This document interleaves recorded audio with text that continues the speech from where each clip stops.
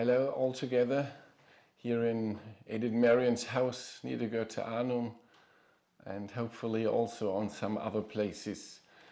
Welcome in the name of the General Anthroposophical Section here at the Goethe-Arnum for the School of Spiritual Science. And tonight we will focus on the occasion, on the event is maybe not the right word for what happened 100 years ago here on the hill. This marvelous and also deeply touching course for curative education started here on the hill, Dornach Hill, and since then it became a worldwide movement. Social therapy, curative education, social inclusive assistance and development. It is in our time such a needed, worldwide needed task. And we decided to focus on the curative education course and focus specifically on one child, one destiny of the course. And then in the second part of this evening, Constanza Kalix will talk about the central meditation maybe of the curative education course, point and circle. And we will see how it will fit together. This human destiny approach, which is a difficult one, and a meditation recommended by Dr. Steiner, which is not so easy to understand why this one, but hopefully will come closer to the light at the end of our meeting. So yesterday night, or yesterday, was the 3rd of July. So this day when Dr. Steiner presented 100 years ago in the 8th lecture of the curative education course, also the story, but not only the story, but also the boy Wilfried Emanuel Kunert to the audience. And yeah, we will try to come a little bit closer to the situation of this boy, of the parents, and the whole moving story. It is a kind of a riddle, kind of a mystery. I think most of you will know that this boy couldn't be healed and he died quite early. That means months after Dr. Steiner's own departure, own death. Wilfried Emanuel died on the 30th of November 1925, so 1.5 years after the course and only a little bit more than 2 years on earth, more or less touching the earth. No fully incarnation was possible this time. And I think most of you know about the story in the course, and some of you maybe will be well aware of Mother's Report.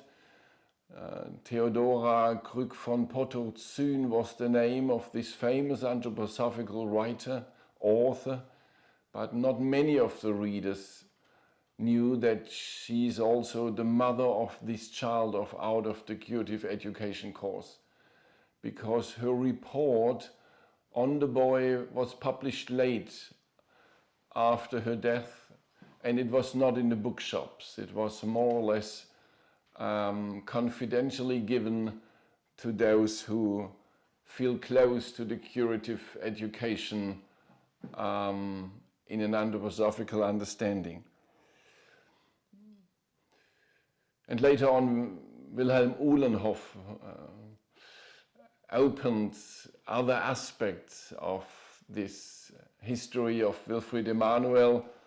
And then in the Ita Wegman Archive and Institute, 15 years ago, we discovered a lot of materials, letters of the parents, of the godmother, which was Elisabeth Frede, and details of the medical history.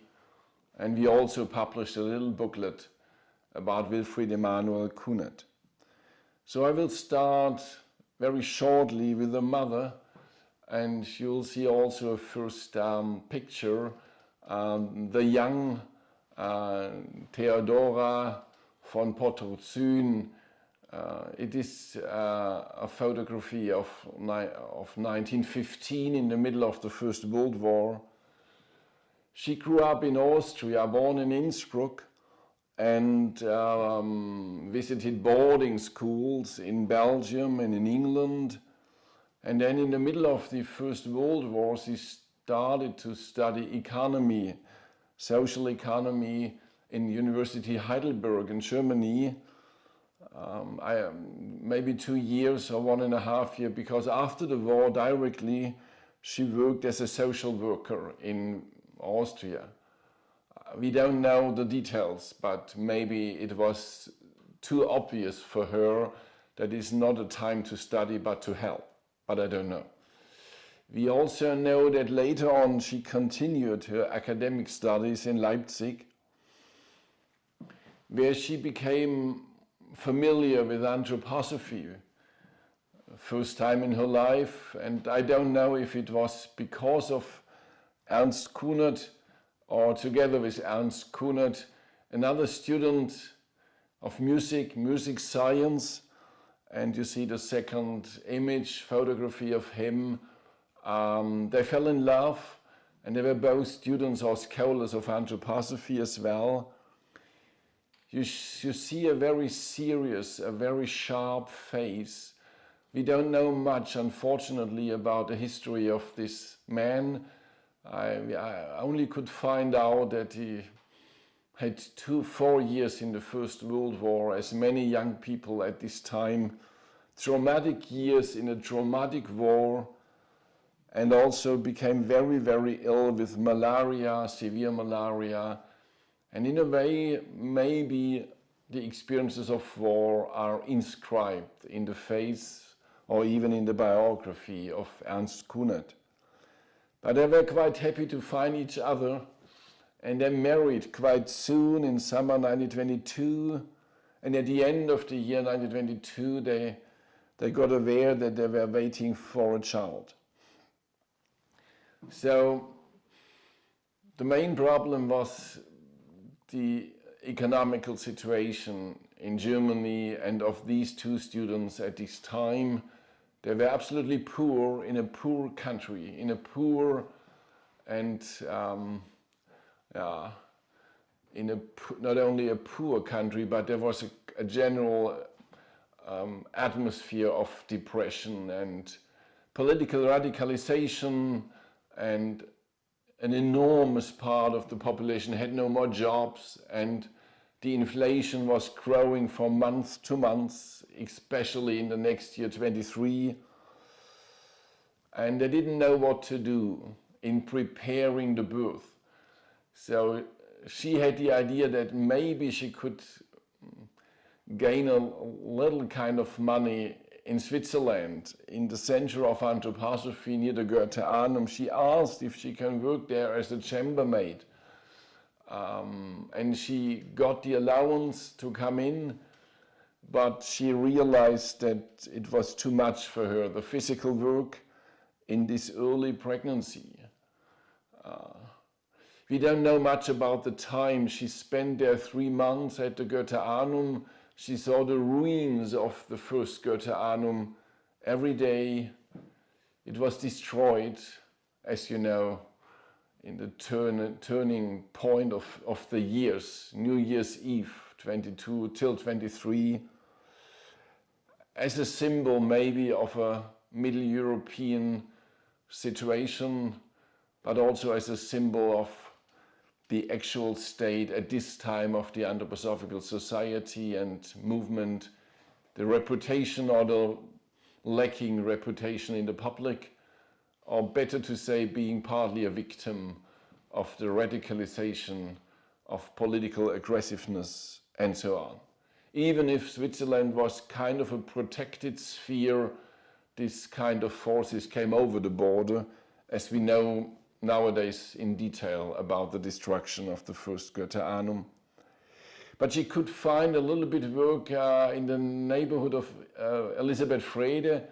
Maybe you know her or know her quite well. She was the first, later on the first section leader for astronomy and mathematics at the Goethe-Arnhem. She had a PhD. She was a scientist, natural scientist, but a deep grounded anthroposophist as well. And at this time she was, apart from other tasks, creating a Rudolf Steiner archive here at the Goethe-Arnhem, because she had the idea that if this will become a school for spiritual science, this is mainly based on Steiner's scientific outcomes, scientific discoveries.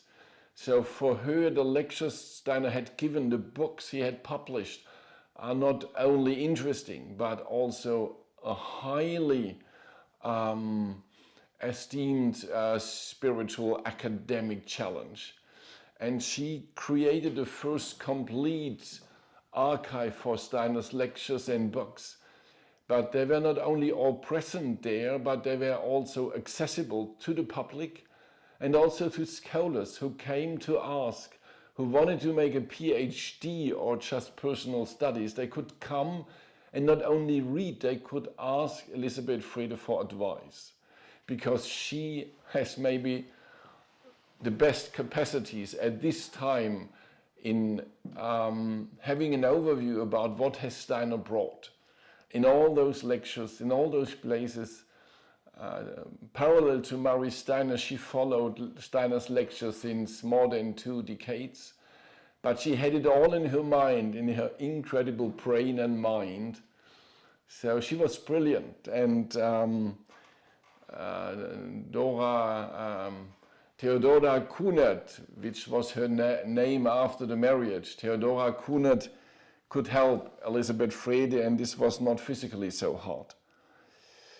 But only for 3 months, and then in April she left Switzerland, going to Austria, maybe to inform the family about the pregnancy in these poor times. I only know her remark, quietly fighting against the Catholic baptism of the child. So she came out of a Catholic family, and obviously they wanted to have the child baptized in their conventional Catholic manner. And then she returned back to Leipzig in June, so 7 months of pregnancy. But they couldn't find, it's a little bit like at a turning point of time, they couldn't find an apartment, a hotel to live and for the birth, because there were no rooms to rent for a price possible for those students. And at the end, they got a little room, or better to say, they got a little sofa in the house far away from Leipzig. It's on the path from Berlin to Hamburg, where an old relative of Ernst Kunert was living, and she accepted the wife of Ernst for the delivery. So on a hunchbacked, round-shaped sofa, very old. So humble conditions, very modest, or let's say poor. And so the boy was born 3rd of August 1923 in a little village called Osterburg. Father was in Leipzig that day, but came soon. And then in a letter describing, the boy looked exactly as I had imagined him. And the midwife said that she had never seen such a beautiful child in 30 years, and that she would like to have a photo of him when he grew up. So a wonderful beginning for the child, and 5 days before the birth happened, Theodora Kunert sent a letter to Dr. Steiner, or maybe also a telegram, but I think she couldn't afford telegrams. I don't know. She asked Dr. Steiner not only for advice, but for a name for the coming soul. Because we were convinced, she explained later, that an individuality which, according to the words of Novalis, dies as a spirit in order to be born as a human being, would have a very specific name. And this very specific name was probably given to the mothers in earlier times, but I didn't dare to choose the right one. So she asked Dr. Steiner, and he answered from England, from Ilkley, Great Britain, where he was for an educational course, mit herzlichem Gedenken. So maybe to translate with heartfelt attention or remembrance to Wilfried Emanuel. So the name was there. And the mother said it was the only treasure we could give the son for his arrival on earth. But quite unexpectedly, 1-2 weeks later, she underwent a certain inner crisis, very surprising for her. In the second week, it was not only a soul, also a physical crisis. I developed fever. I looked out of the window and heard myself saying, everything is over.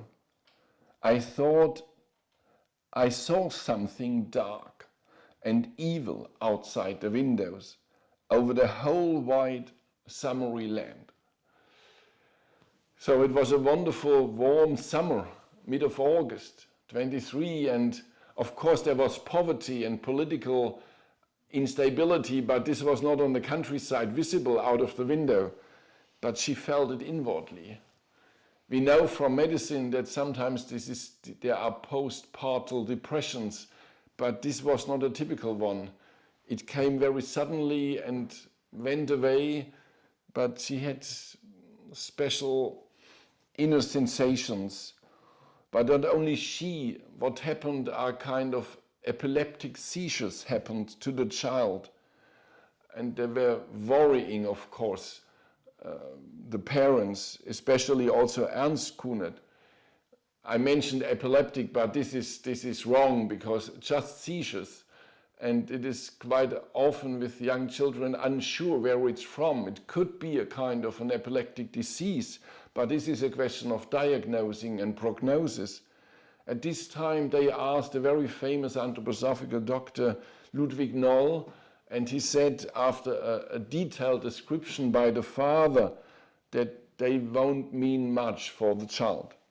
In a way, he was right, because these activities of seizure stopped.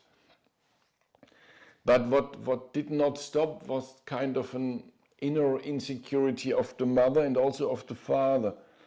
And also what went on were the inner struggles of Theodora with her Catholic family over confessional questions. But they decided to do what they found right and went to the Christian community in Leipzig, and there were Rudolf and Johannes Pertl, and so the child was baptized there and taken into the community of Christ Jesus. And the godmother became Elisabeth Frede, this expert for stars and cosmic questions, expert for point and circle in a way.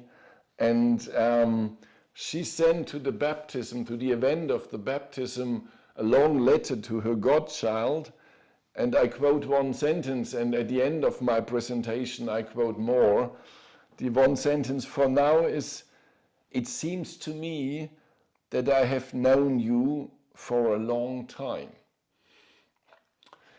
This is a surprising sentence for those who know a little bit about Elisabeth Frede. She was a very serious person. She didn't like at all speculations. And for me, it was always touching that she came to such an inner conclusion.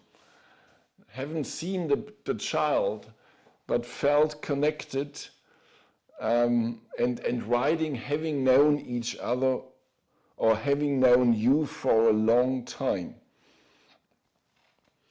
So I don't know exactly when this happened, but the baptism by the letter is from the 6th of October. He's born in August, so we have a 3-month-old child, and this is the third photograph. You'll see Wilfried Emanuel at the age of 3 months. The mother is describing he had grown, had a firm, beautiful body, and his head, which has been very small at birth, was also growing. A real thinker, said the proud father when he came to visit us on Sunday. She was still living in this little village Osterburg. For the first time, I looked at a baby at the same age who was already lifting his little head. Why isn't mine ready yet? I asked the child carer. His head is just heavy, she replied, and I realized that she wasn't praising him. Starting and intensified insecurity, and she realized that he, Wilfried Emanuel, really had problems in lifting the head.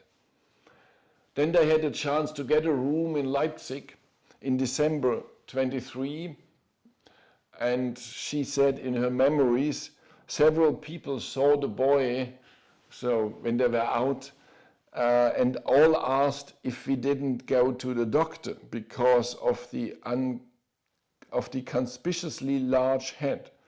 We laughed about it at first and eventually became anxious ourselves.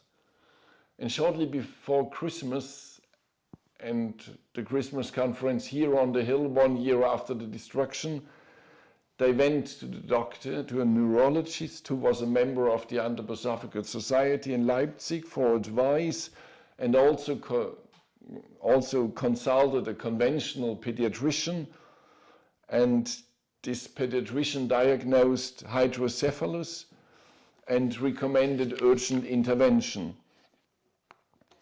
He said, and they asked what kind of, and he said, yes, we can do a lumbar puncture.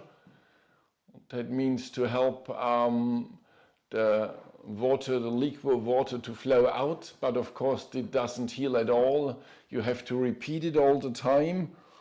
And then if this doesn't work enough, then there is a final solution, a new method of brain surgery where they could try to create a broad communication between the central ventricles, and then they hope that then the fluid is better absorbed by what we call in medicine the subarachnoidal sphere.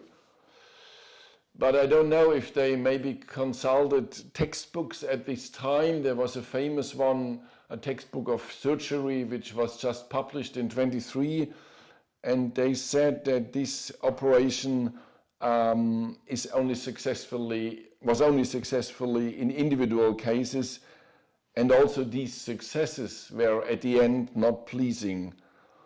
And I did some little research, and 20 years later, the same authors of the textbook in the next edition said, in retrospective, that all these procedures were completely unsuccessful. So years later, they had to commit that it ended with a death, and it is not a healing procedure. So in fact, there was no. What we have today as possibilities, they were not available at this time. What to do? So that the risky operation, which was culminating in death, presumably, or just wait. Or a third option, we carried a little one in front of the lights of our Christmas tree and didn't want to admit to ourselves that he wasn't looking at them. Someone sent us a copy of Dürer's Jesus Child, so the drawing of Dürer, with the addition, the Jesus Child of Dürer looks like your boy. I clung to the hope, it is all a text of the mother, that Dürer has not also, I clung to the hope that Dürer has also seen such children's head and had not found them sick at all. Only our closest friends knew about our concern, each of them naming a different doctor who would know what to do. So some of you may know such a situation where in a totally desperate situation, all you ask have different ideas, but in fact there is no secure path. And she came to the conclusion, as she said later, that as in old times, the great knowers are probably the great healers. So better to ask Dr. Steiner for advice. And Ernst Kunert agreed, and they wrote to the godmother, Elisabeth Frede, and she directly asked Steiner, and he directly encouraged Ita Wegmann to send a letter to them that they must see the child, can't give advice from the far distance. So Ernst Kunert, you see the fourth picture hopefully now, is sending a letter to Ita Wegmann. This is his handwriting, end of January 1924, and he's more or less telling Ita Wegmann the arrival of his wife with the boy. So they left Leipzig on the 30th of January 1924. They have, of course, only the third class ticket. So that means at this time it was a night train to Basilea with a wooden bench. And I drove through the night, she's telling later. I hardly dared to get up from the wooden bench once. The boy was sleeping next to me on his pillow. How old is the child? Asked a fellow traveler. 5 months, I said hesitantly, and I realized that she was pensively silent. So finally they arrived at Basel-Badischer Bahnhof. It was a Thursday in the early afternoon, 31th of January 1924, and Elisabeth Frede was standing there with a bright, confident smile, as Theodora Kunert memorized, and looked to her godson in the arms of the mother and said, yes, you can see, it's good that you have come.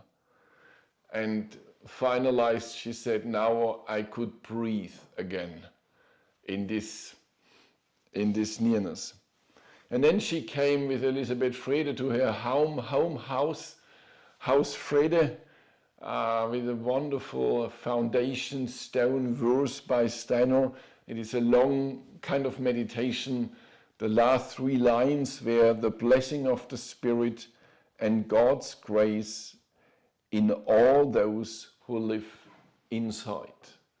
Inside this little house, which is not so little, the blessing of the Spirit and God's grace. So it was a blessed home ground, and she was invited to stay there at the beginning with the boy and waiting for a date with Ita Wegmann and Rudolf Steiner. So it was easy, quite easy to get a date with Ita Wegmann next morning, and then they had a little bit to wait for Rudolf Steiner, who was not there at this time, who was in Stuttgart.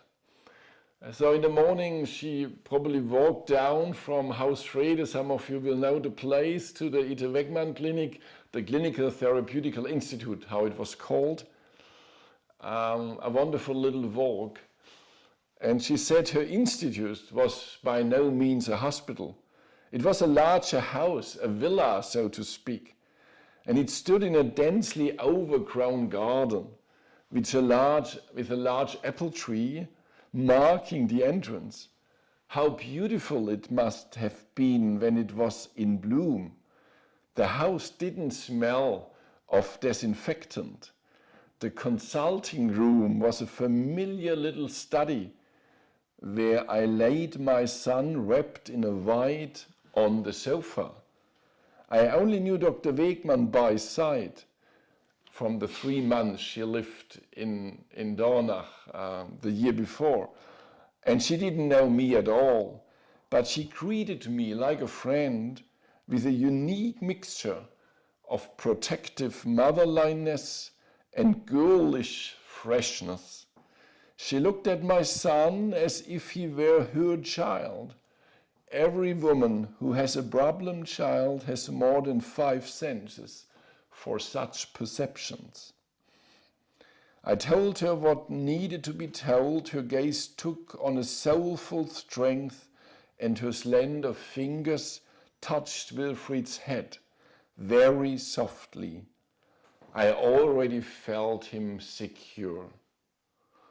Then she straightened up and said, I can't tell you any more than the other doctors.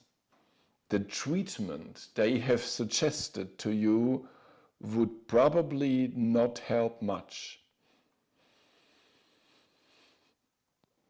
So Dr. Steiner will have to guess what to do.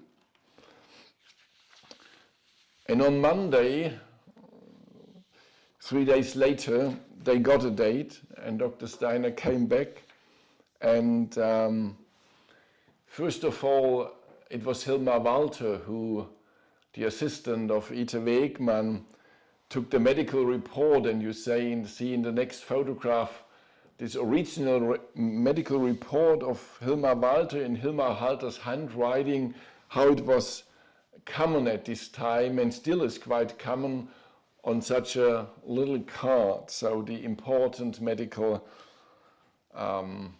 aspects and also answers from the mother, because of course Dr. Walter asked.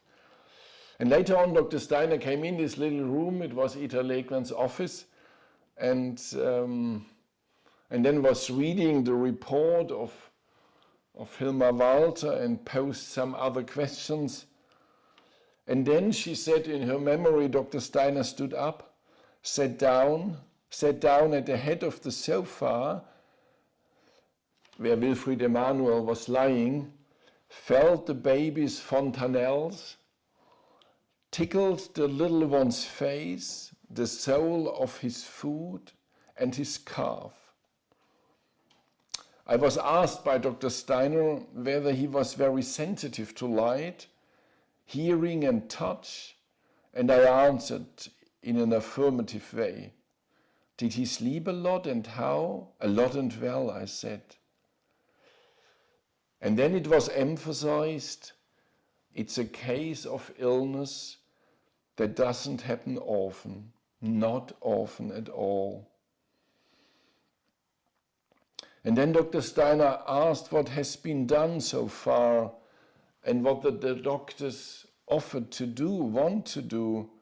And she described first the lumbar puncture and later on this kind of brain surgery. And if that doesn't help, he asked.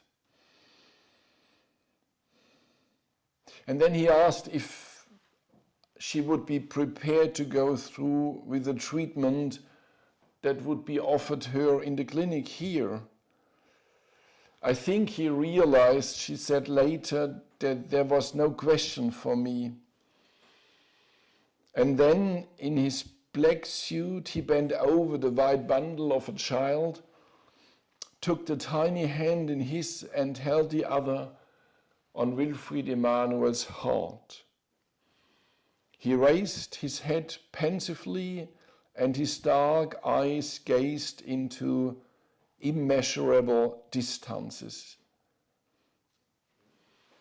And then it came with all deliberation.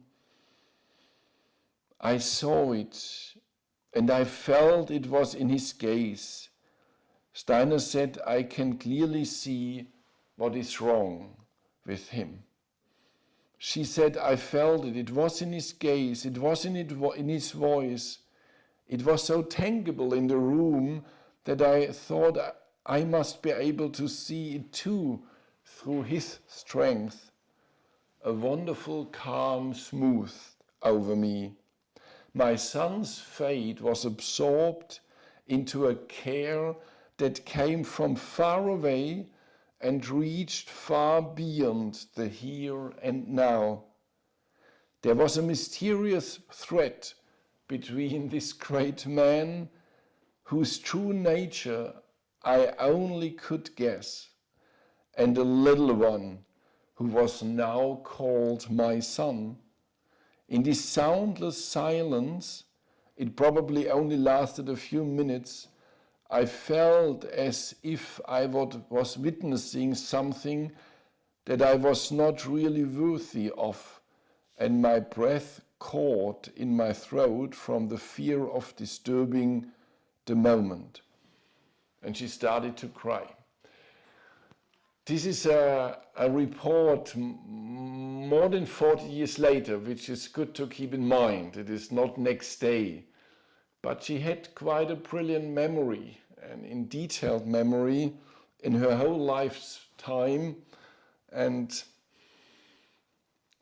at the end she said, Dr. Steiner said, we will do what we can do, but we can't make you any specific promises. This disease doesn't occur very often, and there are healing factors that have not yet been observed in a child. And then he asked also, where are you going to stay with a child during the treatment? And she said he asked with a kind of care that extended to the small material conditions of life, the daily life, and that would often affect me in the future. So of course we don't know, and she didn't know, what Steiner perceived.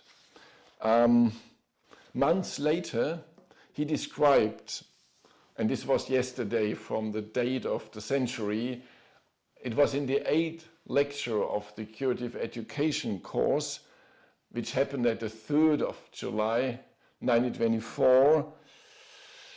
He described, I think, part of what he perceived in the first meeting, but I can't say it in detail, because since then he saw the boy quite often. It was not a first look and final look diagnosis, as sometimes in medicine, but it was an accompanying process of trying to understand. And Steiner was undergoing a process. It is too easy to think that he saw it as a definitive image, because he tried to understand deeper. Ita Wegman said in the following month to Theodora Kuhner that Steiner is still trying to understand better and better. So it was not a finished diagnosis. Sometimes we have these fixed diagnoses, they are just as a labeling. But a true diagnosis is an insight which is going really to the origins. Originally, the art of diagnosing means to go to the onset, which is very difficult, because what is the real onset of a disease? The real origins, the real beginnings, as Aristotle said. He said that the physicians, they should try to find the origins, and not only the accidents or the circumstances which enabled a disease to come. This is more the manifestation, but where is the starting point? So what is Steiner describing, not as the starting point, not at all I would say, but as a kind of phenomenologic situation, what he perceived in a kind of an inner image, that he said, first of all, what we had to realize that this child, even if, born in August and now seen in beginning of February, these are almost half a year, that he's still carrying elements of a state, of an embryo state. And not only because the head is quite big, which is typical in the proportion to the whole body for the embryon, the status of the unborn child, to say it less medical, but he said this is a continuation not only of the size but also of the forces. And And then on the level of these layers, what Steiner described in his new science of understanding human beings from a physical, from an etheric aspect, from a so-called astral aspect, astral body aspect, and from the eye organization, that he said what he had to realize, that the eye organization is not at all on the state of a 6 month old boy on Earth. It was stopped in the development in this early state of pregnancy. What was very strong was the astral body, and so strong that it had a difficulty to come into the etheric physical body, and this, he said, was causing these seizures. These are a child to come in and in a way stopped. And then he said it is not only a very strong astral body, but the strange or unconventional thing, and maybe then Steiner was saying that this is not so often diagnosed, it is so close to the astral body of the mother. Such an affinity, such a kind of nearness. Where is father in this kind of body formation? In this lecture, Dr. Steiner said, you know, the father aspect is in common very strong in the limb organization. So the forming of the head is by a lot of maternal influences, cosmic maternal influences. But the male aspect, but this was stopped in a way. So obviously the limb, metabolic link organism was almost tiny, but the strong head. Of course, from a pure medical point of view, we would say hydrocephalus, a lot of liquid, and that's it. But what is behind the hydrocephalus? Okay, you can say a mechanical problem, but maybe Aristotle would say, and what is behind the mechanical problem? So, I mean, these are all from a Goetheanistic point of view end results of processes of organic development. Steiner tried to describe the imbalanced situation and especially what to do now.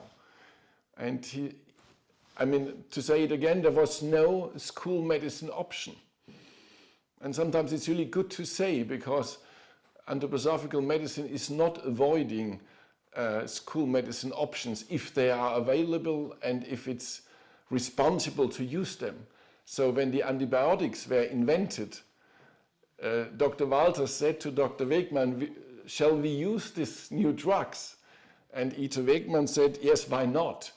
But we should try to balance the counter effects. So it depends on, it is not a bad medicine. And especially surgery was one of the big, and still is, inventions of the 20th century.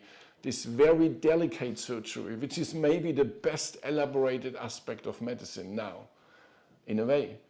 But it was not available, so what to do with the boy? Of course, you can do lumbar punctures, but for a certain time, and then you will create infections over infections. Or you can do the brain surgery, and they all died. So Steiner, do we have another chance to balance it in a way? And what he proposed from the beginning, we can see it in the case report, we can't reduce the brain, but we shouldn't overactivate it all the time. That means when she said he is very sensitive to light and to all noises, he said we should protect him. Because in a way it's not only painful for him, but also by this stimulation, the brain is always activated and getting even stronger. So we need a kind of a sensory protection.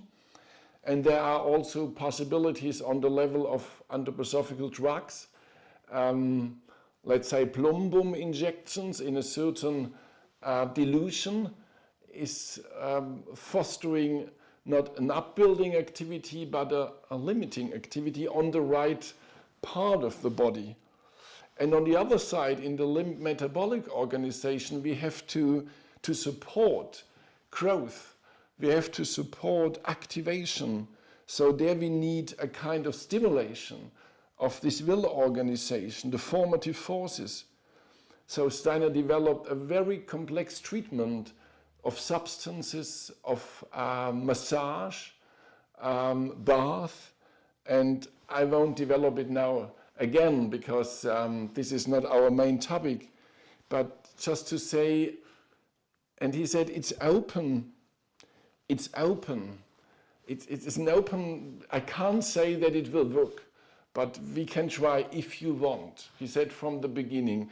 And Ita Wegman saw after this first visit Theodora Kunert quite often, and she posed again the questions, will you really do it? And she asked me in great detail whether I wanted to stick to Dr. Steiner and his opinion, and you too. This is a letter from Theodora to her husband. If we want to go on this line, Steiner proposed, so both parents, not only the mother, and whether we would not at best say that it would have been better otherwise at the end. So if this is failing, maybe later on we thought maybe we should have tried the operation. Because Dr. Wegman said the matter is very serious and the outcome uncertain. I assured her on my own behalf and yours that we had no doubts, and that I would do everything I could as far as my strength allowed. The strength was questioned, because it's easy to say sensory protection, but it's hard to do. If you have a boy and it is at least February light, and you should protect him from light, and you are encouraged to create shadow and to darken the room, and maybe also the voices of the birds, and to protect. And this was very difficult for her, as far as my strength allowed. It's not so difficult to take these substances and the bath and the meditation, but this kind of how to protect the sensory system. Of course, it seems to be a little bit as Kaspar Hauser, but it's just the opposite, because it's from a therapeutical point of view. But to do it was very difficult for the mother, and not only for the mother, also for the family Frede she was living in. There is a letter from Elisabeth Frede to Ernst Kunert we found. Your dear brave wife follows all the instructions to the letter. Really, we all admire her for the courage and energy which she has taken on her difficult task. When Wilfriedchen recovers, he will be eternally grateful not only to the doctor, to whom he has everything to thank, but also to his mother, because together they are fighting for a human life. Witnessing this battle is something of a sacred mystery for us viewers, said Elisabeth Frede, living in the house. And again, she was very discreet and very distinctive with her wording. If she's saying a sacred mystery and a battle, so they all know it's life and death, and there is seemingly no third option. And even if the treatment is unconventional or very hard to do, and then the mother, Theodora, came to Ita Wegman with the question, if this is true, that my astral body in a way is too close to the one of Wilfried, she felt guilty, and we can totally understand this psychological interpretation, even if Steiner was never talking about the moral situation. But how to distinguish it is, if you hear as a mother you are too close to your child on a certain level of your existence. And she brought the question to Ita Wegman, maybe, or the question shouldn't maybe we stop the breastfeeding in this kind of communication? And Ita Wegman advised to do so. Of course, it was now 7 months and it was possible, but it was not easy for her. And it was not easy for the father. I want to integrate a little bit also Ernst Kunet, because it was so touching to my heart, to be honest, to find these letters of Ernst Kunet. Quite often we talk about mother and a child, but there is a kind of a trinity, isn't it? I mean, there are father is also necessary for the formation of the body, but not only the body. Where is the father? And this father was active. We all know the story of the missing father, especially in the past. But this father was present even if he couldn't come. He couldn't afford to come. He had to finish his PhD and he had no money. And Switzerland was expensive and still is. But at this time, so he was sending letters and of course meditative. He was a strong spiritual person. And he was missing the boy and Theodora. I feel infinitely lonely without you. I have to sort everything out for myself. Your presence makes me feel so good, and I feel more connected to you than I have ever felt to anyone else. Wonderful, loving letters to Theodora, and also confessing his worries, also about the boy. You will confirm that all my love was also for the little one, and also the silent inner nameless pain for him, and the worry about a dark doom. So they were present, both, and they kept this presence. They kept this presence also after the next step, when she brought again the question if maybe also physical separation is advisable in this case. If a good nurse will overtake her caring for the boy, because maybe then there will be an autonomous development of his own layers of existence. And Steiner asked, is it not too difficult for you to do this step? Maybe it could be of help. And it's an extreme case, and in a way it's not a model, an archetype for curative education and relationships. We want to intensify relationships, but maybe Steiner would have said, yes, we also wanted to intensify, but maybe not by physical presence. And this is also a case which we know quite well in medicine. I'm a psychiatrist and psychotherapist. Sometimes we need to intensify the relationship by distance. It is not all the time possible by physical presence, even if in such an early childhood we will all the time in trying to intensify also physically. But in this very special situation, Steiner said maybe it could be a help, but it is not too much difficult for her. And she said she will all do what could eventually help that this balance will be newly found. But then she was terribly crying. And this is a very subtle description in her later memories about this talk to Dr. Steiner, this conversation where she was crying, and he let her cry. It's just sitting beside her, long time, and at the end a little bit comforting and being there. And she said, at the end of our meeting, I only remember me jumping down the Dornach hill with wings on my body and the feeling in my heart that nothing could ever happen to me again. She felt protected and secure. Of course, from a critical reader of this report, they would maybe say what kind of an inner relationship to Steiner and the great healer.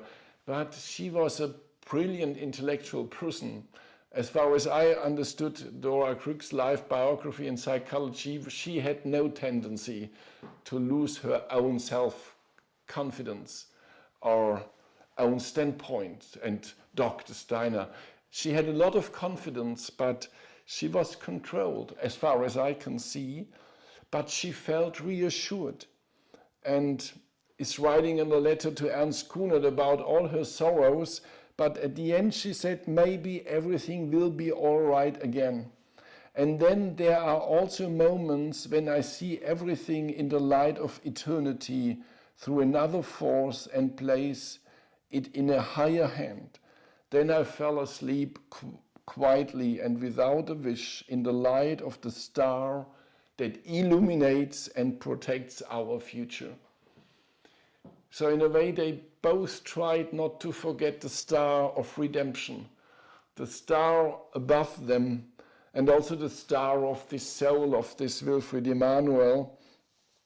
So at the end she left Dornach and got him in the hands of Ita Wegmann's staff. She left after the Easter lectures here. And if you remember them about the mystery of Ephesus, the mystery of being born, the forming of the ether body out of light, quite specific lectures. And yeah, when I wanted to thank Rudolf Steiner for everything after his last evening lecture outside the carpentry workshop, he disappeared with a quiet smile.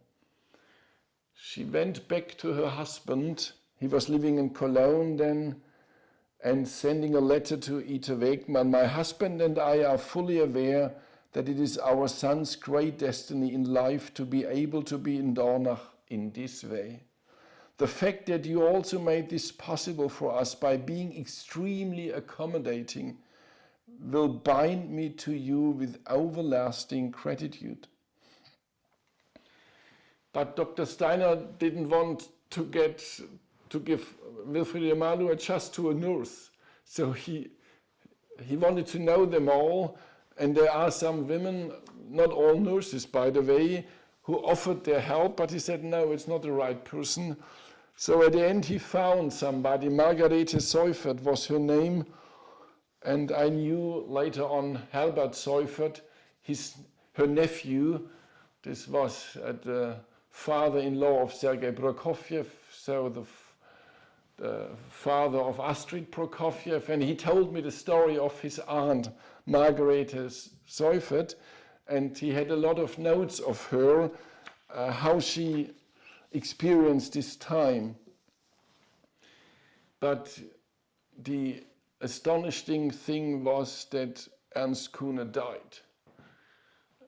They found an apartment in Cologne and they just moved in, and he was carrying something, and suddenly with a cry or with a shouting, he fell down, and it was obviously a heart attack, a cardiac stroke, and he died in the hands of her.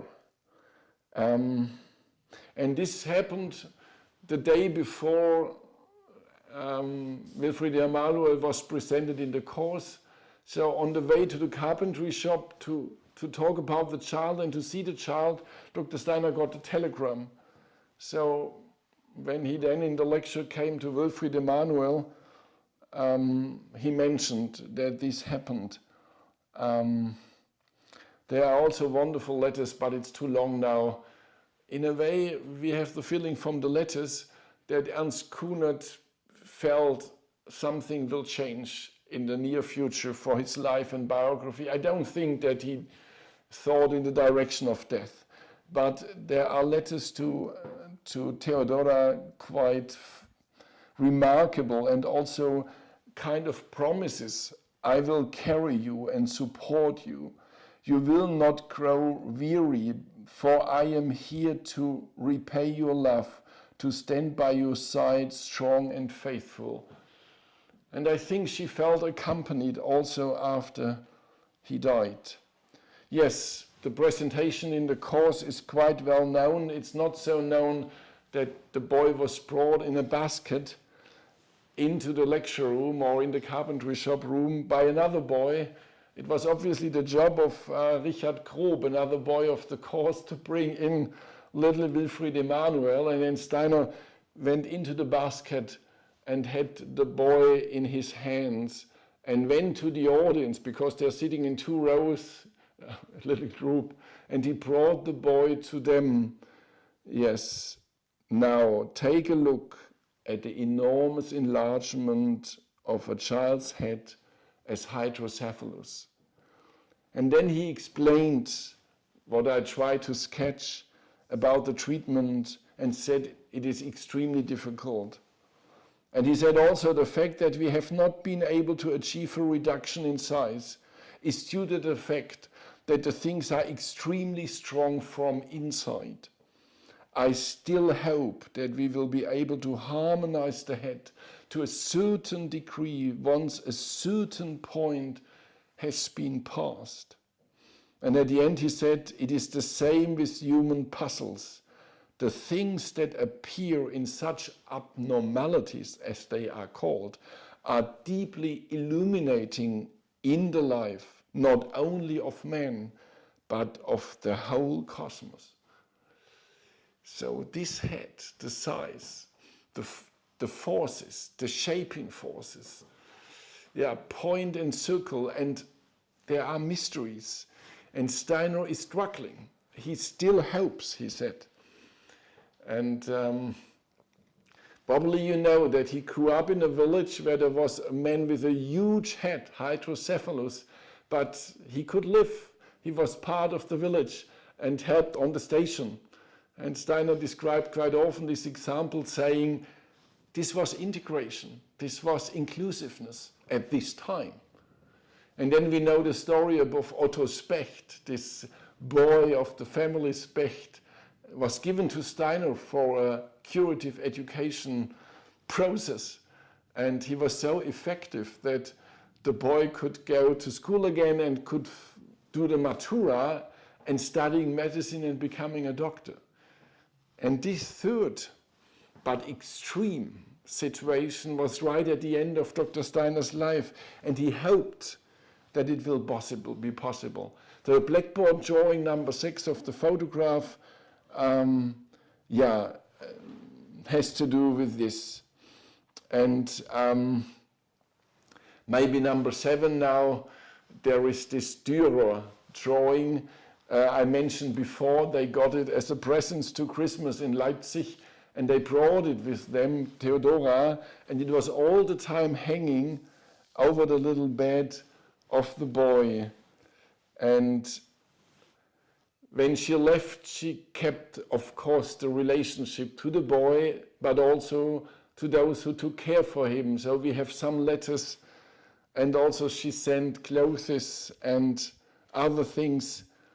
And it was not a stopped relationship, but they tried to improve a situation which at the end they could not. They could not. And Steiner, he himself died on the 30th of March. Till that day, I think he was in contact by Ita Wegmann, and with the boy he knew about. He was part of this Dornach-Arlesheim Sonnenhof Holle life. As Rudolf Grosse, who came finishing his school time in Stuttgart as a helper to the Sonnenhof, mentioned in his memories that he saw this little Wilfried Emanuel and said, I was moved by the beauty of his face. And I can say that I have never seen a child with such a superhuman, angelic expression as this little Emanuel. At the end, there was only Ita Wegmann, obviously, who believed till he died that there could be a change, because in fact there was no change. But he said, we don't know, maybe. And we know that for therapists and doctors, it's good to carry hope. If we lose hope, we lose our patience, Dr. Steiner said to the doctors.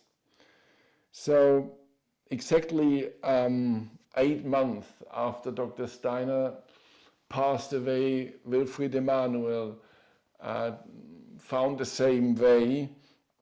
In the 8th photograph now you see the notebook entry of the nurse or the person who took care. She's writing in German there. Wilfried died at 9 o'clock in the morning.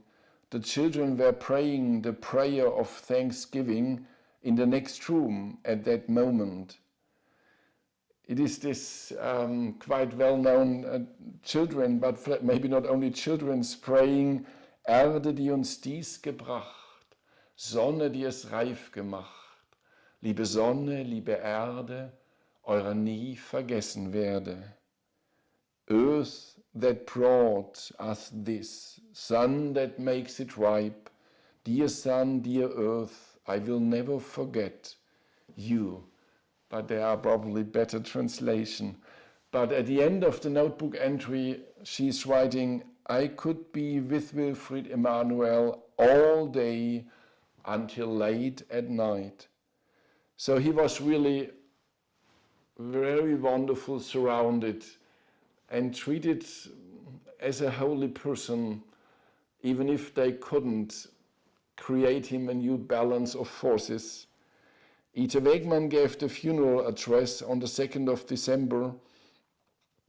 And then they received a letter from the mother, maybe many letters, but one is preserved, Christmas letter, and there Theodora Kunert is writing, may Wilfried himself, who is no longer a child and more powerful than I am, be with you, with his thanks, that he may be a blessing for our great cause, unsere große Sache, our great intention. I think she's meaning curative education. Maybe she's also meaning the anthroposophical Michaelic movement. So that he may be a blessing for our great cause in which we are all united through the ages. So at this point, and 40 years later, more than 40 years later, Theodora Kunert had the feeling that it is the beginning of a new epoch. So she titled her report The Aufbruch der Kinder 1924. So the starting element or the impulse of those who came in 24. So not of the helpers. They were only reacting to the need, but those who incarnated and created and helped to create and to build a new movement with new ethical values of what is human life, what are relationships, what are ethics on earth. She finished her report, Dora Krück.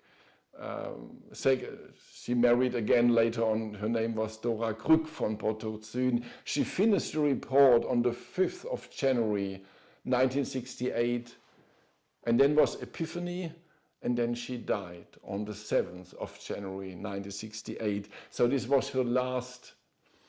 And I will end now with this quotation from Elisabeth Frede in her letter to the baptism. I quoted one sentence and I will bring some others. She was writing to Wilfried Emanuel, you shall now also be Baptist so that you can become a real Wilfried Emanuel. I would like to say a nice little saying to you. Let your little angel whisper it in your ear, but only for the baptism. In das Licht hineingeboren, bist du nun ein Sonnenwesen. Liebe bringe du der Erde, dass sie wieder kann genesen. So maybe to translate born into light, are you now a sun being, bring love to the earth that she can recover. An enormous saying, or that the boy or the individuality is maybe bringing love to the earth because the earth has to be healed or can recover eventually. I don't think that she wanted to interpret his whole life and life mission, but in a way it is touching.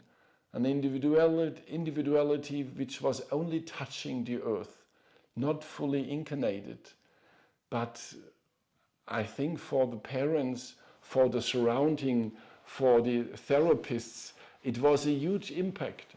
And I'm sure that Ita Weigmann never forgot Wilfried Emanuel till her end of her life. And when Ita Weigmann died, it was the 4th of March, 1943, in the middle of the Second World War. Theodora Kunert was hidden from the bombs in Stuttgart. And then she got the message that Ita Weigmann left the earth. And in the same night, or the next night, she had to go under the earth in such a kind of to protect her life against the bombings. And then there was a little Russian girl suddenly praying. And in the praying, the little Russian girl said, she was including her prayer, the English soldiers in the airplanes with the bombing, that they will find a safe return home. So the Russian girl was praying for those who were bombing Stuttgart at this time, or at least praying that these soldiers have a safe way home. And I mention it because Theodora Kunert, who listened to it, had the feeling this was almost an inspiration of Ita Weigmann, having just gone, that a Russian child is praying for English soldiers being bombed in Germany. So I only wanted to say Ita Weigmann's life with Wilfried Emanuel, and then over the threshold, for the mother of Wilfried Emanuel, this was always an important spiritual factor, accompanying her biography and the biography of Ita Weigmann, and maybe the word of dass sie wieder kann genesen, supporting earth, that means also earthly destinies. This was really truly meant, and not only a phrase, but how extraordinary that it was to the baptism. It was before the tragic story happened that the godmother Elisabeth Frede came to such verses. Maybe I have did an overinterpretation now, but in a way I have to say it is touching, the whole story. So as I said at the beginning and in the middle, it is not an archetype for healing, curative education, and of course it is better and easier to talk about others of these children of the curative education course, and we shouldn't make out a model out of it, but it is part of our history, that means of our conscience, of our historical conscience. And working in Ita Weigmann's house, I have the feeling we shouldn't forget Wilfried Emanuel, but also Theodora Kunert, and also Ernst Kunert, Elisabeth Frede, and all those who were involved at this time.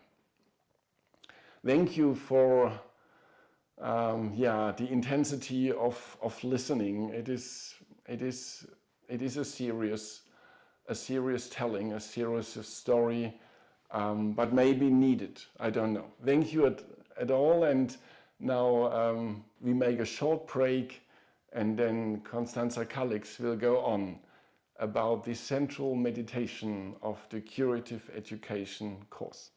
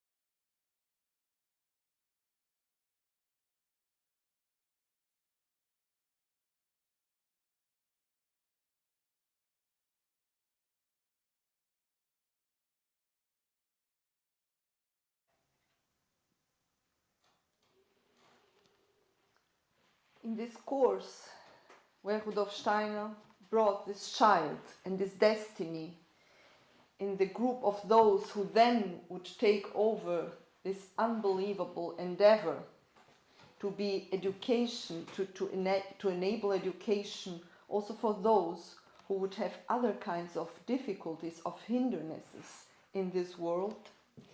Rudolf Steiner brought on the 10th lecture, 2 days after he brought this history of this child, he brought on the 10th lecture a meditation for those who would then become curative educators. And today I would like shortly to introduce this very, very impressive content of this meditation from one point of view. There are for sure many others, wonderful points of view, and I would like to introduce it from the point of view first of the act of meditating itself.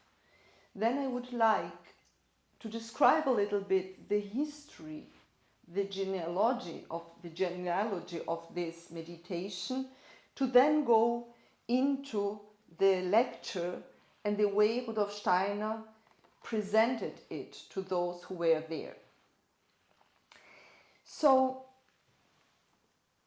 it can be a little bit astonishing if we read this 10th lecture, in which way we can say a little bit without, in a very unexpected way, he just bring it into this stream of descriptions of the human beings that he was doing.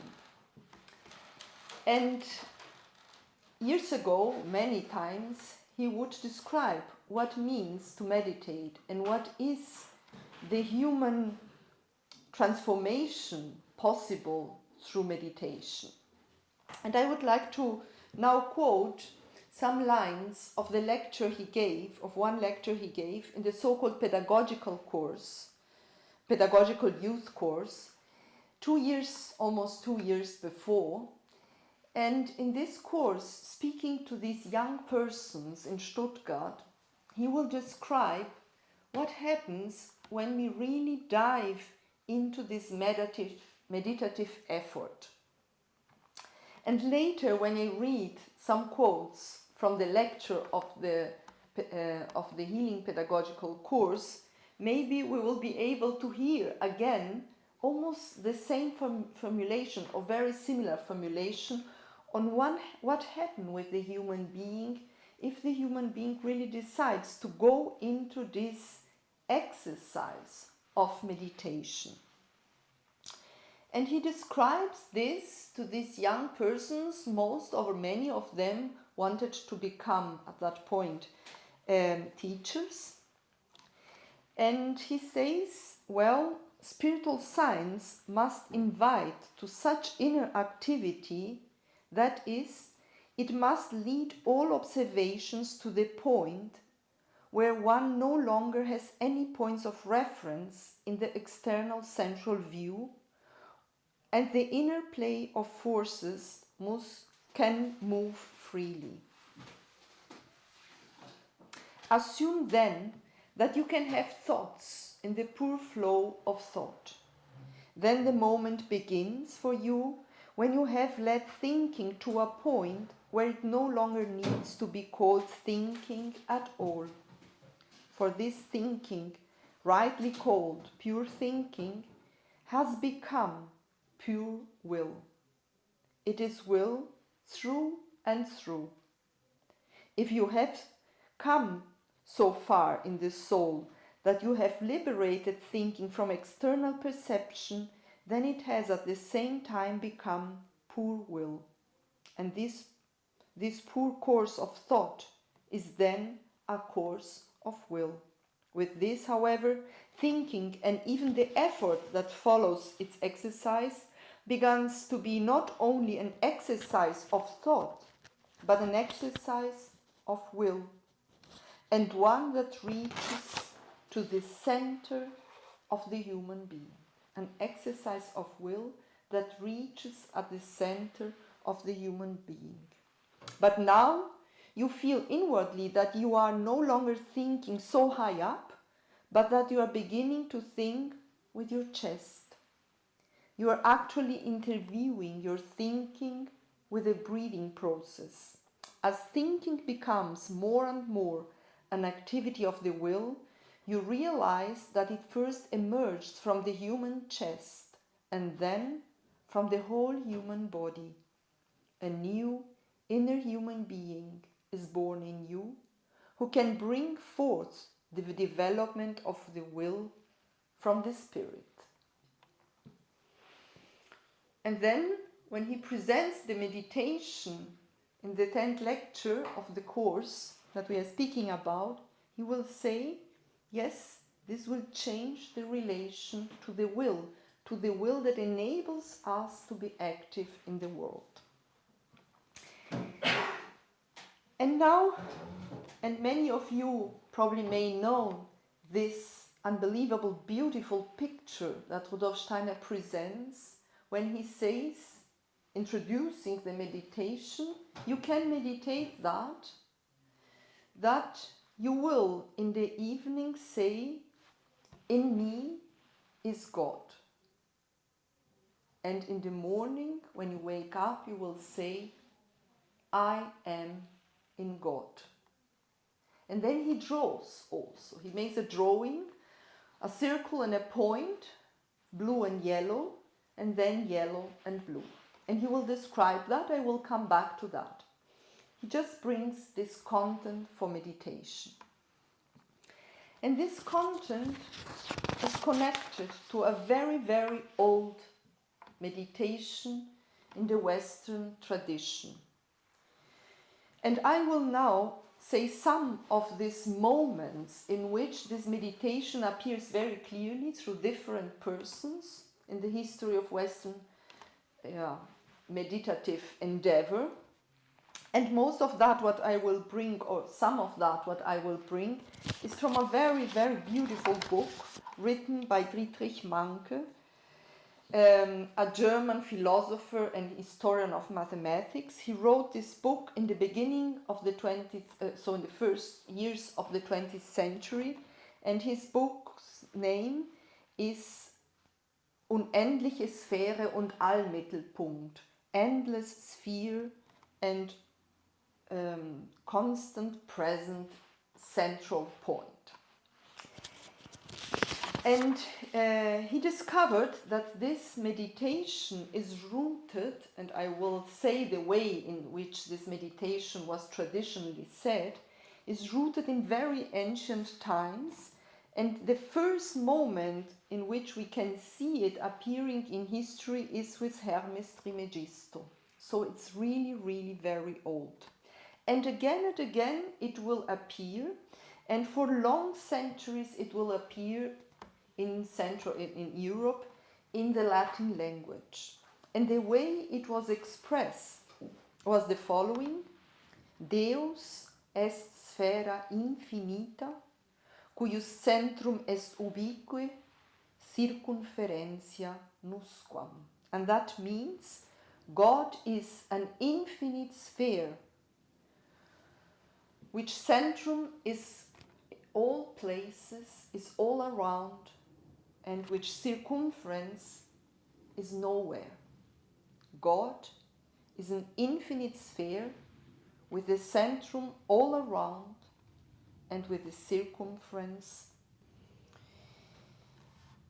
We will hear that, or we will read that, as Master Eckhart said it in Paris in 1294, so the 13th century, in Paris in an Easter sermon. And he says, God is the infinite sphere, its center is everywhere, its circumferences is nowhere.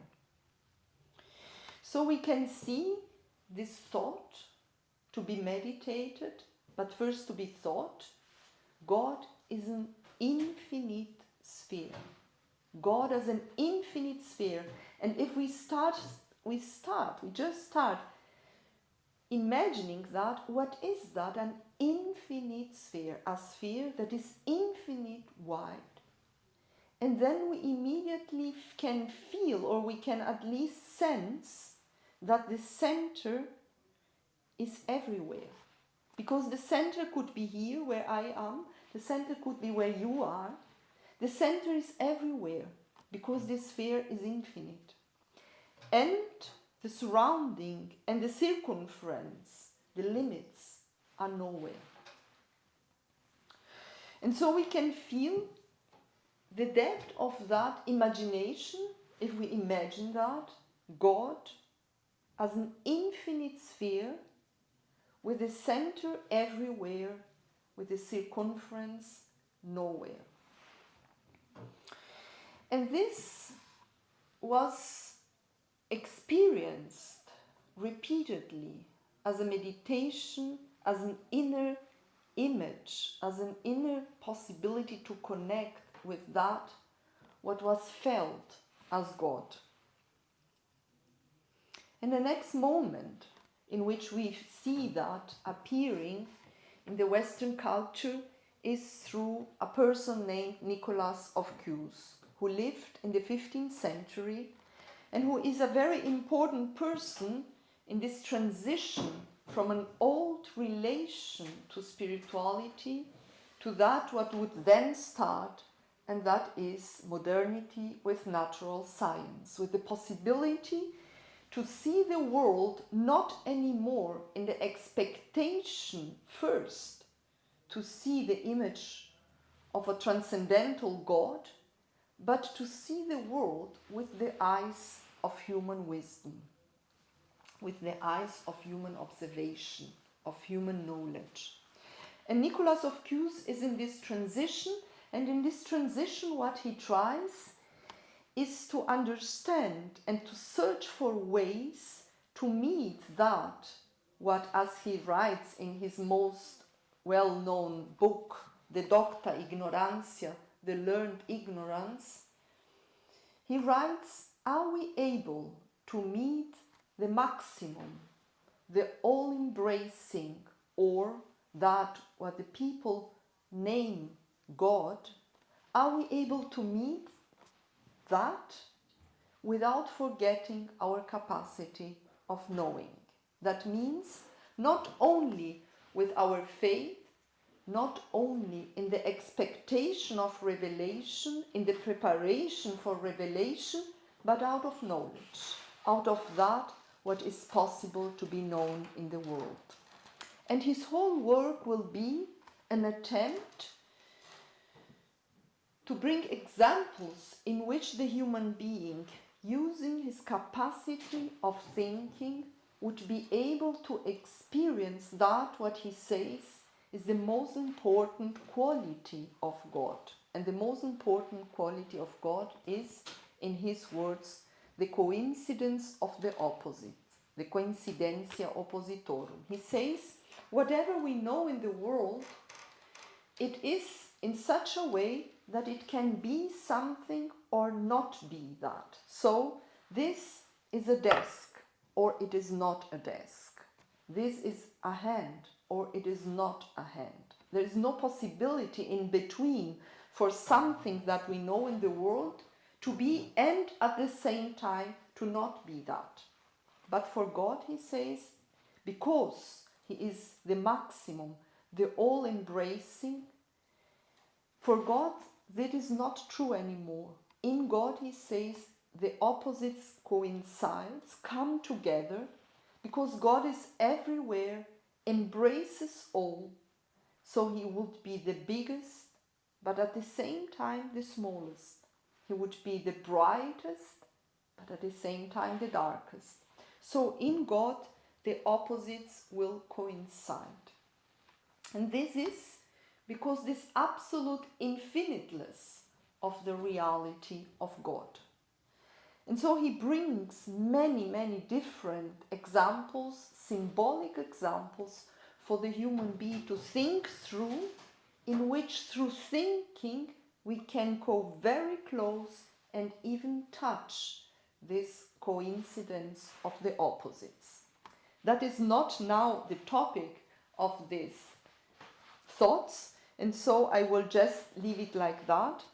But for sure, he went through this thinking, Nicholas of Cues, and going through this thinking, he could open the door to then something appear as a perception.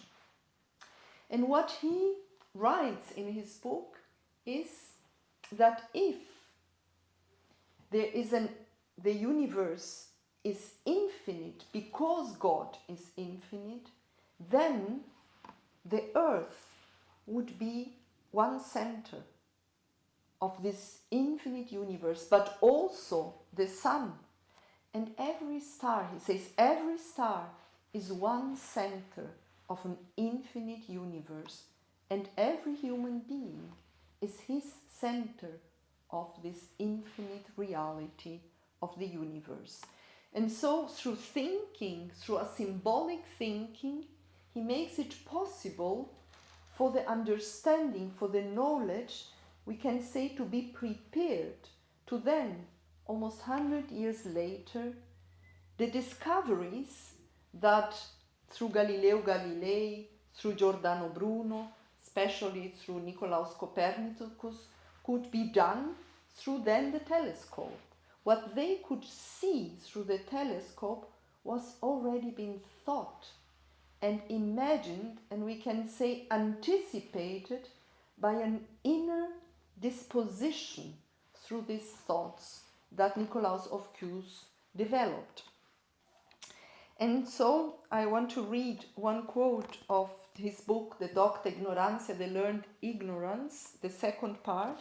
He writes, he describes in which way we can understand that because God is everything, everything will be also in God.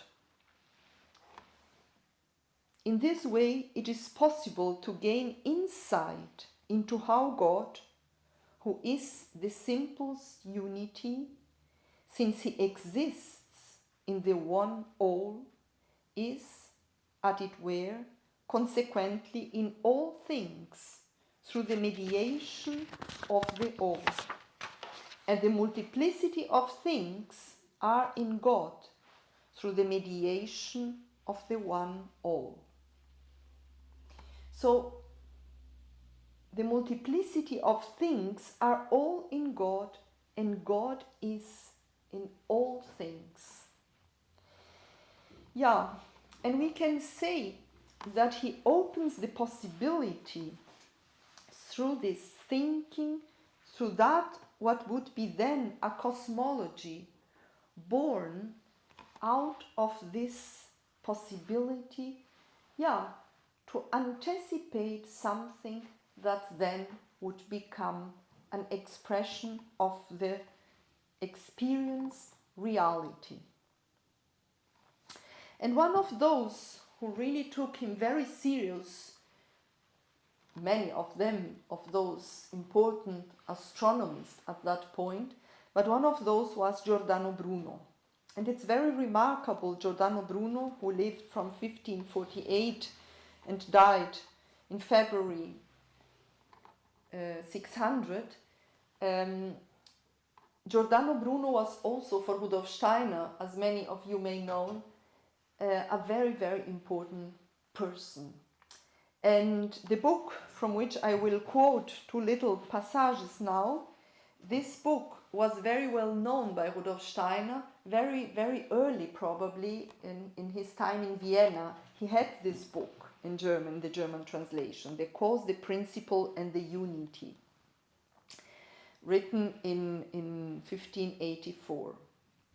And there, Giordano Bruno writes the following: the world is infinite because God is infinite.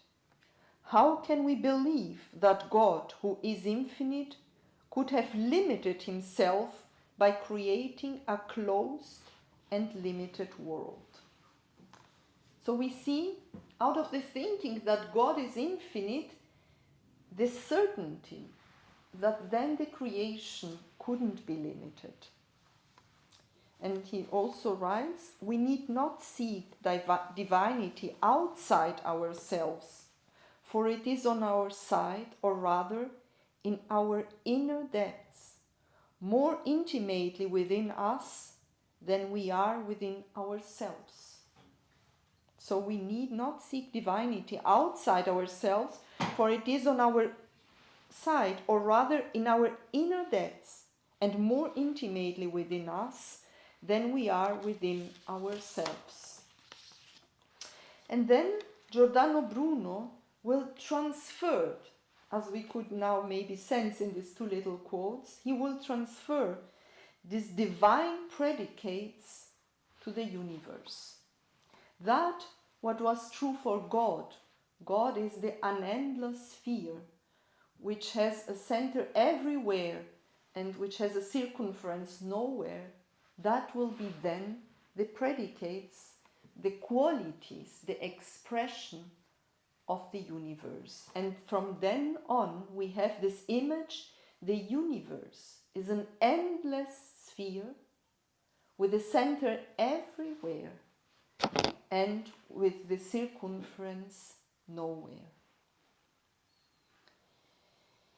Yeah, so in a certain sense, Giordano Bruno completed the secularization of this first, we can say, religious thinking.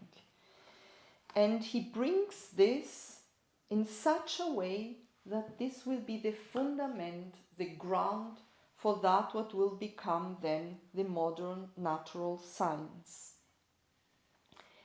And we can see that there is really a preparation so that the eyes will be able to see that what first the spirit or the mind was able to think.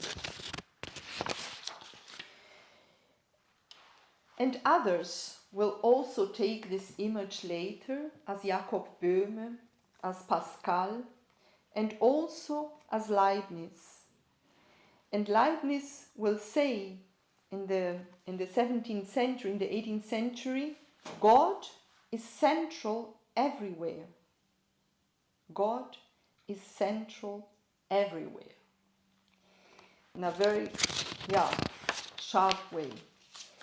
And we will see then that this conviction, that this experience, that the center is wherever a star is, that the center is wherever a person is, and that all these centers are in a deep connection and in a mutual, necessary relation, as Giordano Bruno says, all those centers, all those stars are there because the others are also there, and they help each other in this extension of the cosmos, thanks to the laws of the space, thanks to the laws of gravity.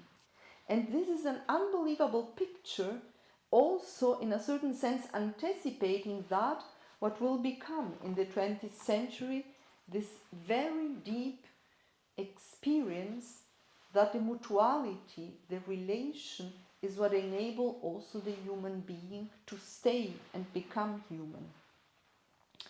And now I would like to go to the meditation with a little bit this background that was for sure known by Rudolf Steiner. As I said, he wrote Cusanus, Nicolaus of Cues, he wrote Giordano Bruno, knew this very, very old content. And as is also mentioned before, he starts in a certain sense bringing this meditation in a very unexpected way. First, he was asking those who were sitting there if they have been able to observe the children, to see the children, to see all that. And he says, well, the youth is full of very big ideals and big expectations, and of course these young people, they had huge ideals and huge expectations. They would then develop something totally new, this new education for these children and these young people. And he says, it's good to have these ideals, but we need to be very humble, and we need to overcome any vanity and any abstraction, and we need to develop the devotion to the smallest reality, facts, the devotion to what is, and the devotion to see what is. And then he will say, and I would like to quote that, the way in which he then brings this meditation.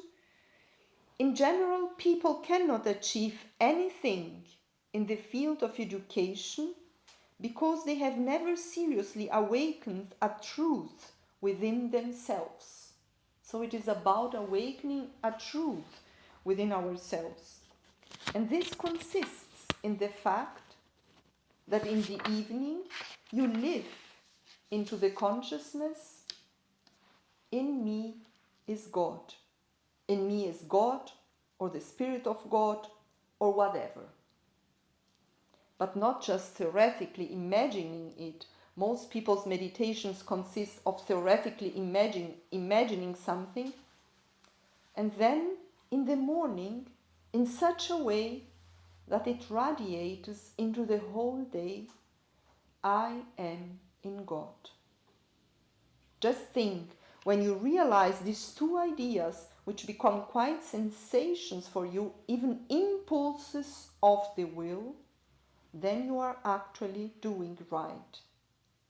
You are doing this by having this image before you, God is in me, and then I am in God.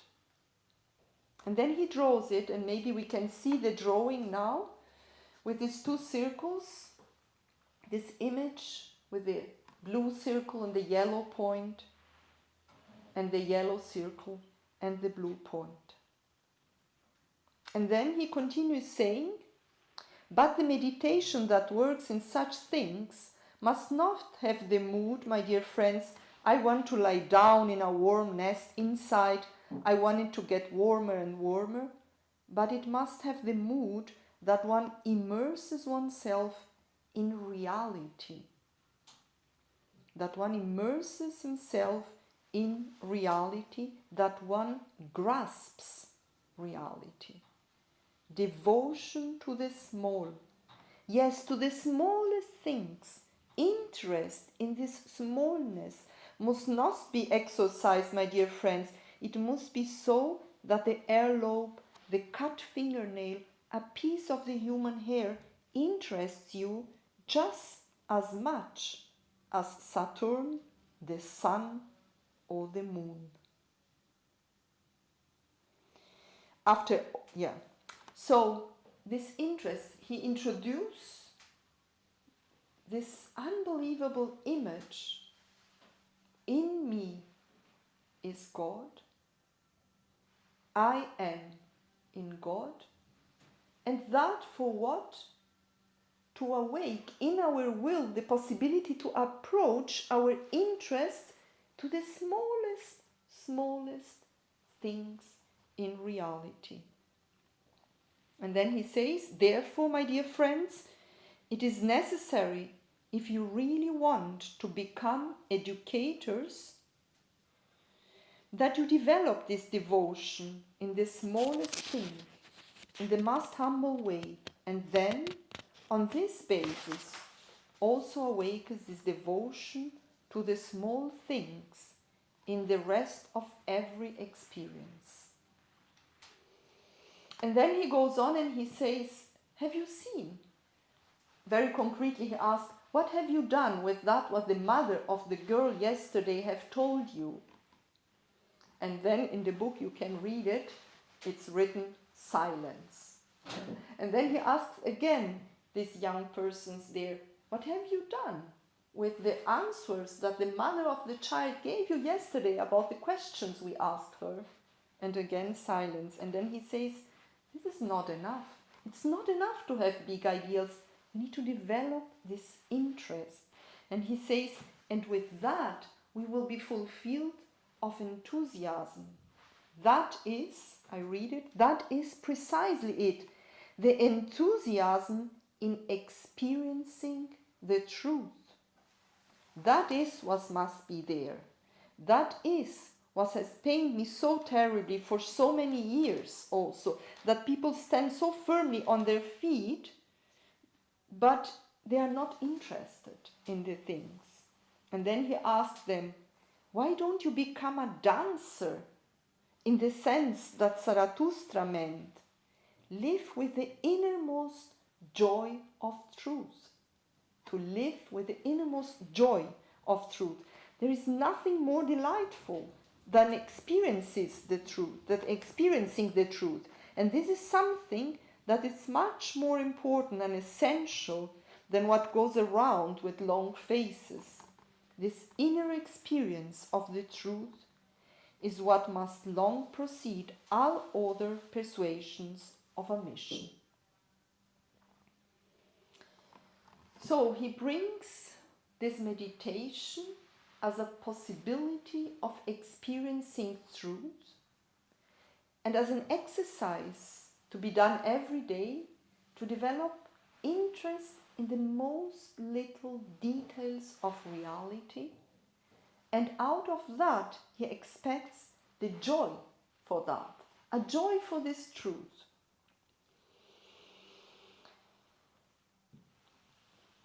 And we can again go back maybe to that what happened with this very old meditation in history of humankind as an anticipation for something to then be experienced with the senses.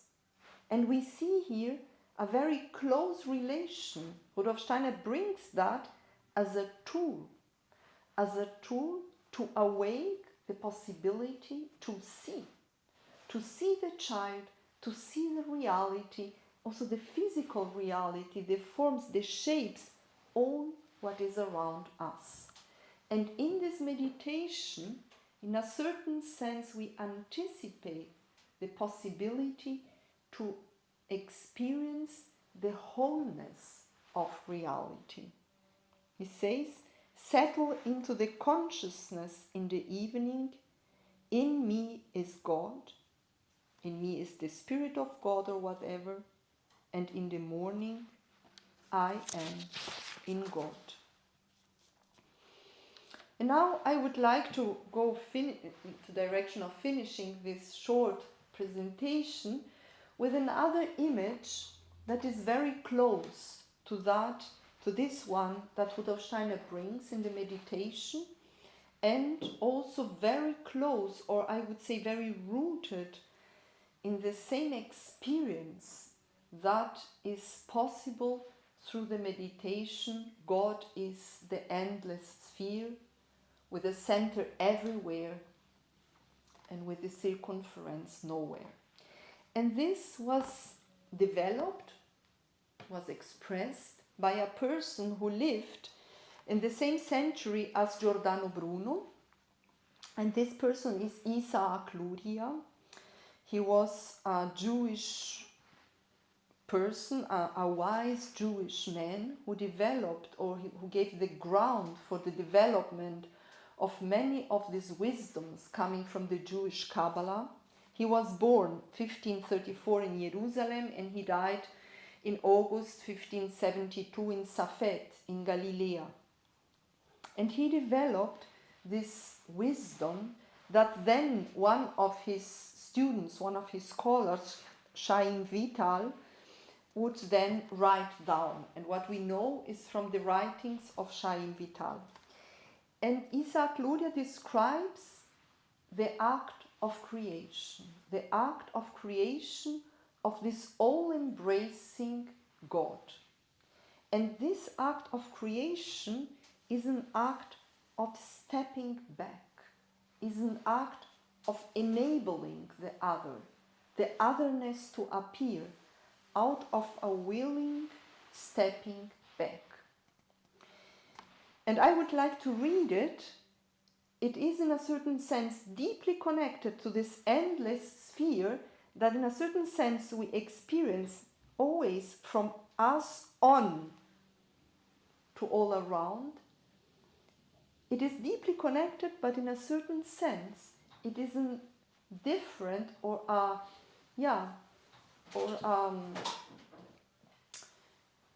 way around experience in a certain sense. So, know that before things were created, there was a simple supreme light that filled all that was present. There was no empty space in the sense of empty air or space. Rather, everything was filled with the simple light of the infinite, also called Ein Sof. And there was no such thing as beginning or end, but everything was a single, simple, self-same light. And this is called the light of the infinite. And behold, the infinite drew itself back into the center within itself, truly into the center of this light, into the center of its light. And then it drew that light together and removed itself to the sides around the center, so that now an unoccupied place remained of the center, empty air and empty space. I read these lines again. And behold, the infinite drew itself back into the center with itself, truly into the center of its light. And then it drew that light together and removed itself to the sides around the center, so that now an unoccupied place remained of the center, empty air and space. And then this is described as the gesture of creation. Described as the gesture of this enabling something, an otherness, to appear. And we can go back to this deep meditation that Rudolf Steiner offers. In me is God, and God is in me, and having this experience of this light that enables, because it goes back, something to be there. And now I would like to close this short considerations, just going back a little bit to this destiny that 2 days before Rudolf Steiner described in this course. And if we remember the drawing that was also shown, this head of the child, and all this concern about the head, about this spheric part in the human being. And Rudolf Steiner describes the relation in between the head and the whole cosmos. He says the head is in a certain sense an image of the wholeness of the cosmos in the human being. And he describes that, very interesting, in the last lecture he gave, in these 14 lectures that were there for preparing the first teachers of the first Waldorf school to receive their children in classroom. It is the last lecture, the 14th lecture of the study of man, the study of the human being, in the 5th of September 1919, where he describes this unbelievable extension of the reality of the forces that builds the head, and the head then appears as a little thing. We could say in the grown-up body, and the little child is bigger compared to the wholeness of the figure. But he says there we have the strength and the forces, the dynamic forces of the wholeness of the cosmos.